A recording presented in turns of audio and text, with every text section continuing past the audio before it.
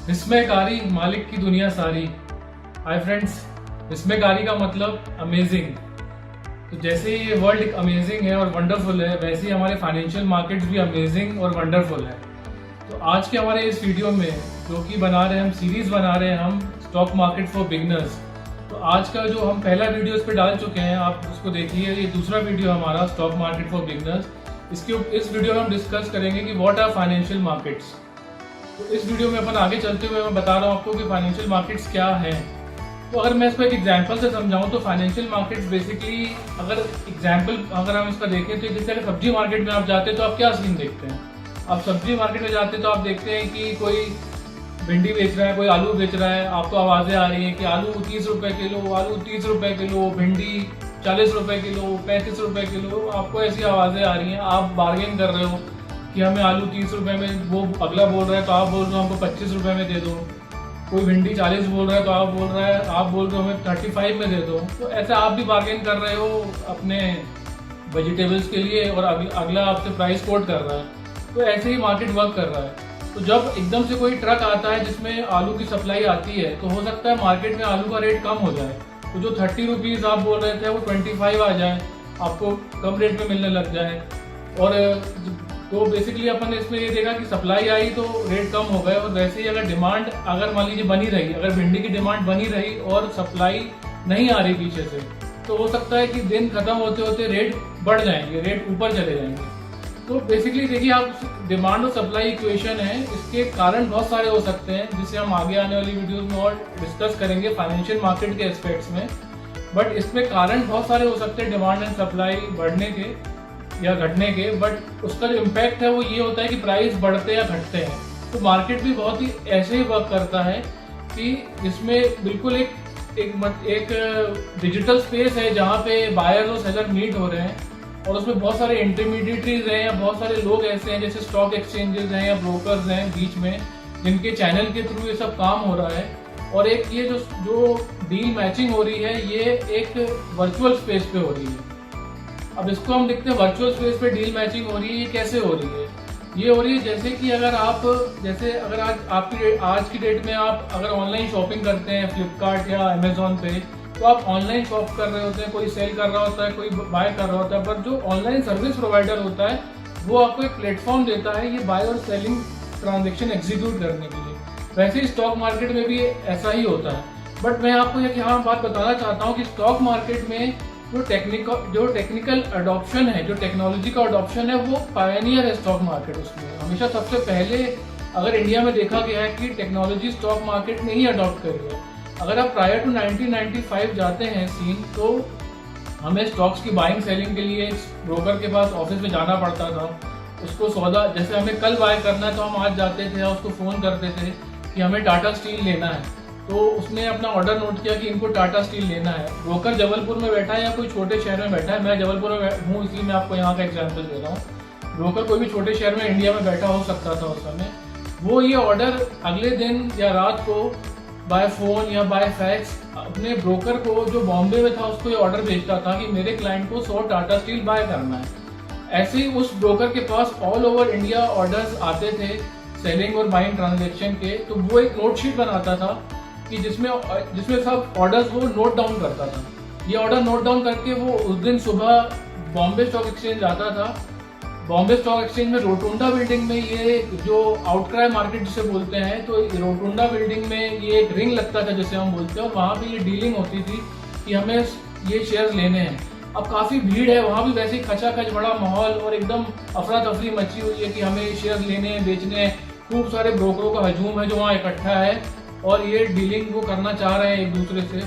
तो वो इशारों के थ्रू एक दूसरे को इशारा करते थे। जैसे टाटा स्टील लेना है तो हो सकता है सपोज वो ऐसे कर रहे हैं, तो दिस स्टैंड फॉर टी।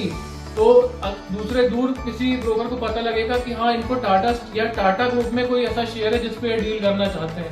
तो उसके पास भी उस दिन टाटा के ज़्यादा ऑर्डर्स हैं, तो वो उनसे जाके मिलेगा कि अच्छा हाँ, आपके पास क्या ऑर्डर्स हैं। तो वो बोलेगा मेरे क्लाइंट को टाटा स्टील 100 लेने हैं। तो टाटा स्टील 100 लेने, तो उनने ऑर्डर मैचिंग करी कि हाँ, मेरे पास एक ऐसा क्लाइंट है जिसको बेचने हैं, जो मान लीजिए कहीं दूसरे शहर से सौदा आया है या ट्रेड आया उसके पास। तो ऐसे ऑर्डर मैचिंग होती थी फिजिकली। और ये फिजिकली ऑर्डर मैचिंग जब होती थी फिर अगले दिन ऑर्डर मैच करके इसमें कंफर्मेशन आते थे ट्रेड्स के कि हाँ ये आपका ट्रेड एग्जीक्यूट हुआ है, और पेपर्स में भी रेट्स आते थे। ट्रांसपेरेंसी कम होती थी, लोगों को बाय जो हाईएस्ट में बाइंग हो जाती थी और लोएस्ट में सेलिंग हो जाती थी, तो इसमें ट्रांसपेरेंसी भी कम रहती है। पर धीरे धीरे स्टॉक मार्केट ने बहुत अर्ली अडॉप्टेशन ऑफ टेक्नोलॉजी किया। 1992 में तो NSE चालू हो गया, उसके बाद जो सिस्टम्स आए बोल्ट और नीट के, BSE का बोल्ट और NSE का नीट, ये एक ऑनलाइन ट्रेडिंग प्लेटफॉर्म थे जो ब्रोकर के ऑफिस में ब्रोकर को दिए जाते थे। तो क्लाइंट एटलीस्ट जाके वहाँ पे भाव डिस्कवर कर सकता था कि भाव क्या आ रहा है, उसको सामने ही भाव दिखता था और वो सौदा बोल सकता था, और सामने ही कंफर्मेशन उसके नीचे स्क्रीन पे, जैसे अभी आपके जो आपको ब्रोकर जो सॉफ्टवेयर दे रहा है ओडिन या कोई दूसरा सॉफ्टवेयर जो आप अगर आप ऐप पे नहीं कर रहे हो और अगर आप सॉफ्टवेयर पे कर रहे हो आजकल, तो आजकल आप क्लाइंट खुद ट्रेड करता है, तो वैसे ही ब्रोकर आपको, तो वैसे सिर्फ सब ब्रोकर के पास वो सिस्टम रहता था, तो उसमें सौदे की कन्फर्मेशन आते थे। तो ये कन्फर्मेशन के थ्रू फिर काम होता था। तो 1998 में अगर अपन जाएं, आगे सीन थोड़ा और बढ़ा 1998 तक, तो इंडिया के छोटे छोटे शहरों में टर्मिनल खुल गए थे। तो आप देखिए कितना अमेजिंग है ये स्टॉक मार्केट कि 1998 में ही उनने ऐसी टेक्नोलॉजी अडॉप्ट कर ली थी जो ऑटोमेटेड सिस्टम के थ्रू काफ़ी हद तक लोगों के छोटे छोटे शहरों में टर्मिनल थे और लोग ट्रेड कर पा रहे थे।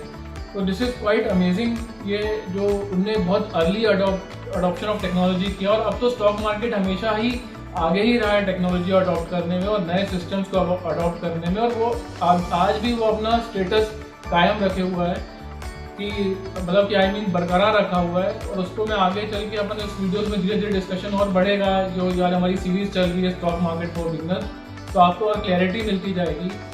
तो अब अगर हम देखें कि स्टॉक मार्केट, अब जो फाइनेंशियल मार्केट्स हैं इनका बेनिफिट, मतलब जो एवोल्यूशन मैंने आपको देखा, एवोल्यूशन क्या हुआ, अब फंक्शंस ऑफ फाइनेंशियल मार्केट्स के ऊपर अपन चलते हैं कि इनका फंक्शंस क्या है, मतलब फंक्शन कैसे काम क्या करता है।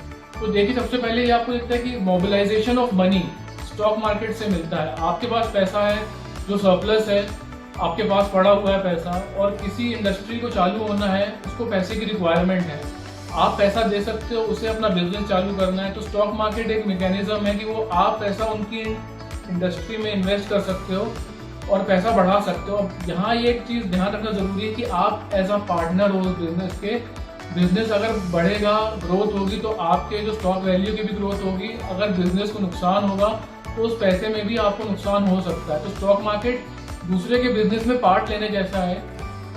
कई अच्छे बिजनेसेस जो बहुत पहले शुरू हुए और आज लोगों को बहुत जोरदार रिटर्न उनमें मिला है, और बहुत ज़्यादा रिटर्न, जैसे कि इन्फोसिस है, विप्रो है और FMCG की कुछ कंपनीज हैं, बहुत एक्स्ट्रॉर्डिनरी रिटर्न इसमें इन्वेस्टर्स को मिले हैं। उन्होंने सिर्फ पैसा इन्वेस्ट किया थोड़ा सा अपना, किसी ने विप्रो में 10,000 इन्वेस्ट किया हो आज से समझिए 25-30 साल पहले, तो आज सैकड़ों करोड़ों रुपए का पोर्टफोलियो उसका हो सकता है, सिर्फ 10,000 की इन्वेस्ट, सैकड़ों करोड़ों rupees, and I mean it 500 to 700 crore का पोर्टफोलियो उसका हो सकता है अगर उसने 10,000 रुपीज इन्वेस्ट करे होते विप्रो में इन लाइक 30 years बैक। तो basically this is the magic of stock market. और ऐसा उल्टा भी हुआ है, कई लोगों ने करोड़ों रुपए स्टॉक मार्केट में लेके आए और 3 साल में ही सब गवा दिया। तो दोनों ही एग्जाम्पल्स हमारे पास हैं, पर इसी कोर्स में हमारा मतलब ये है कि ये सब सिखाना आपको, और मैं आगे आपको प्रॉमिस करता हूँ कि ये आपको सब आप धीरे धीरे स्टेप बाय स्टेप जो सीख जाओगे, और कैसे लॉसेस से बचा जा सकता है, अपने कैपिटल को कैसे प्रोटेक्ट किया जा सकता है, ये तो आप बिल्कुल ही निश्चित तौर पे सीख जाओगे। स्टॉक मार्केट में क्या क्या खतरे हैं इनसे आप बच जाओगे, और इसी नॉलेज से आप धीरे धीरे आप कुछ पैसा कमा भी सकते हैं स्टॉक मार्केट में। थोड़ा पेशेंस और थोड़ा नॉलेज के साथ आप पैसा कमा सकते हैं। तो मैंने अभी पहला फंक्शन आपको यहाँ पे बताया कि मोबिलाइजेशन ऑफ मनी। दूसरा है लिक्विडिटी। अब लिक्विडिटी बहुत इंपॉर्टेंट फैक्टर है किसी भी एसेट क्लास में इन्वेस्ट करने के लिए। आप प्रॉपर्टी में इन्वेस्ट करते हैं तो कितना मुश्किल है प्रॉपर्टी को सेल करना, आज आपको पता है, या उसकी रेट डिस्कवरी करना। अगर मैं आपको किसी दूसरे शहर में ले जाऊँ, मैं बोलूँ कि इस फलाना प्रॉपर्टी का रेट क्या है, तो आपको गैस करना मुश्किल होगा। या मैं भी कहीं जाऊँ, मैं आपके शहर में आ जाऊँ, तो मुझे गैस करना बहुत मुश्किल होगा कि प्रॉपर्टी का उस एरिया में रेट क्या है। मुझे हो सकता है अपने एरिया के बारे में पता हो, पर आपके एरिया के बारे में मैं इतना गैस ना कर पाऊँ। यहाँ पे 2 पॉइंट्स कवर हो रहे हैं, प्राइस डिस्कवरी और लिक्विडिटी। तो आप देख सकते हैं यहाँ पे कि प्राइस डिस्कवरी तो एकदम आपके सामने ही है कि स्क्रीन पे रेट्स आ रहे हैं, आप देख रहे हैं। तो इजीली प्राइस डिस्कवर हो जाती है कि किसी भी कंपनी की क्या प्राइस है, उनकी पूरा कैपिटल वैल्यू क्या है या स्टॉक्स की वैल्यू क्या है, आप सामने देख सकते हैं। और लिक्विडिटी भी बहुत इजी है कि आप जब चाहें आप स्टॉक सेल करना हो आपको, तो आपको कोई बायर ढूंढने की या यहाँ वहाँ भटकने की ज़रूरत नहीं है कि कौन में से ये शेयर खरीदेगा। सिंपल है, आप शेयर सामने रेट्स आ रहे हैं, आप कभी भी बेच सकते हैं, ले सकते हैं। और इसमें फोर्थ पॉइंट है जो हमारा टाइम और पैसा बचता है। Saving of time and money बहुत इंपॉर्टेंट है, बहुत इजी है, कभी भी आपको बायर ढूंढने की ज़रूरत नहीं है, सेलर ढूंढने की ज़रूरत नहीं है। ईज़िली वही जो आपके सामने है, टाइम अकाउंट आपका 15 मिनट में खुल जाता है। पैसा बहुत बचता है, कोई हायर कमीशंस की ज़रूरत नहीं है जैसे आप अदर एसेट क्लास में इन्वेस्टमेंट के लिए देते हैं, या अगर आप 1% 2% रियल स्टेट में दे रहे हैं। तो शेयर मार्केट में तो 0 रुपीज़ में इन्वेस्टमेंट आजकल हो रहा है। और बिल्कुल सही सुन रहे हैं आप, ये 0 रुपीज़ में आप स्टॉक्स डिलीवरी ले सकते हैं। और हम यही रिकमेंड करते हैं कि आप बिना किसी चार्जेस के इन्वेस्टमेंट करिए। 0 रुपीज़ में आप इन्वेस्टमेंट कर सकते हैं। और जिसके ऐसा ही अकाउंट खुलवाने के लिए अगर आप चाहते हैं ऐसा अकाउंट खुलवाएं, तो मैंने उसका एक लिंक डिस्क्रिप्शन में डाल दिया है।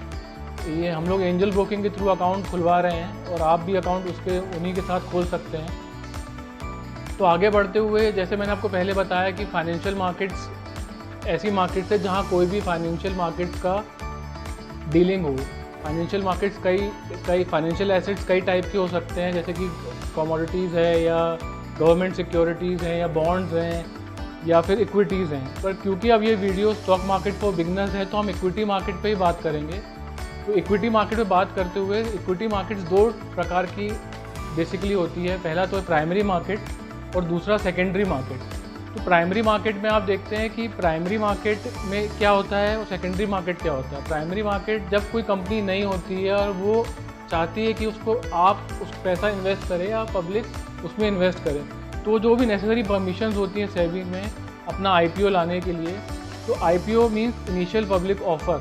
जो पहला IPO जो लाती है कंपनी की, इनिशियल पब्लिक ऑफ़र की पहली बार जब पब्लिक को बोला कि हमारी कंपनी में इन्वेस्ट करो, तो ऐसी परमिशंस लेके आती कंपनी और इनवाइट करती है कि आप उसमें इन्वेस्ट करें।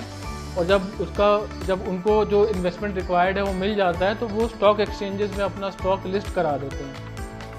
तो ये प्राइमरी मार्केट का एक एग्जांपल है IPO। दूसरा है FPO कि जो कंपनी ऑलरेडी लिस्टेड है वो अपना सेकंड इशू लेके आती है, तो जिसे बोलते हैं फॉलो अप पब्लिक ऑफरिंग, कि हम अभी लिस्टेड है पर हम थोड़ा सा अपना और शेयर बेचना चाह रहे हैं मार्केट में। अभी हमने 25% मार्केट में सेल किया हुआ, हम चाह रहे हैं कि 10% और बेचें। तो ये FPO के थ्रू होता है। तो ये प्राइमरी मार्केट का पार्ट है। और जो शेयर्स ऑलरेडी लिस्टेड है और आप उसमें डील कर रहे हैं, मतलब जो शेयर काफ़ी सालों से या कुछ महीनों से या पिछले हफ्ते से भी लिस्टेड है और आप उनमें काम कर रहे हैं, जैसे जो आपने स्टॉक एक्सचेंज में जो रेट आ रहा है और आपने वहीं से शेयर लिया, तो ये सेकेंडरी मार्केट है। जो शेयर्स ऑलरेडी टाटा स्टील है, HDFC बैंक है, या अभी कोई नया IPO आया जैसे हैप्पीएस्ट माइंड आया, तो उसमें आपने इन्वेस्ट कर अब आपको लेना है लिस्टिंग के बाद, तो ये सेकेंडरी मार्केट का एग्जाम्पल है। और एक प्राइमरी मार्केट का एग्जाम्पल है। तो ये इक्विटी मार्केट्स के अंतर्गत दोनों आए, उसी के अंडर आए प्राइमरी मार्केट और सेकेंडरी मार्केट। और इसी में आते हैं फ्यूचर्स और ऑप्शन मार्केट्स, जिसके बारे में हम और डिटेल में बात करेंगे। अब क्योंकि ये वीडियो हमारा स्टॉक मार्केट फॉर बिगनर्स है और ये सीरीज़ है हमारी, इसका सेकंड वीडियो है, धीरे धीरे हम आगे बढ़ते हुए डिटेल और एडवांस टॉपिक पे भी बात करेंगे। और मैं आपसे प्रॉमिस करता हूँ कि आप एक एक्सपर्ट बन जाएंगे अपने मार्केट में कहीं भी बात करने के लिए, आपको काफ़ी नॉलेज हो जाएगा। तो मैं आपसे रिक्वेस्ट करता हूँ, अगर आपको ये वीडियो पसंद आया हो तो आप ज़रूर लाइक, सब्सक्राइब और फॉलो करें। और मैं आपसे ये भी कहना चाहता हूँ कि अगर आप कोई चाहते हैं कोई ऐसा टॉपिक जो जिसके बारे में मैं बोलूँ या बात करूँ या आप समझना चाहते हैं, तो आप कमेंट्स में लिखिए उसके बारे में, तो मैं ज़रूर उस टॉपिक के बारे में वीडियो बनाऊँगा। तब तक के लिए मुझे इजाज़त दीजिए। नमस्कार।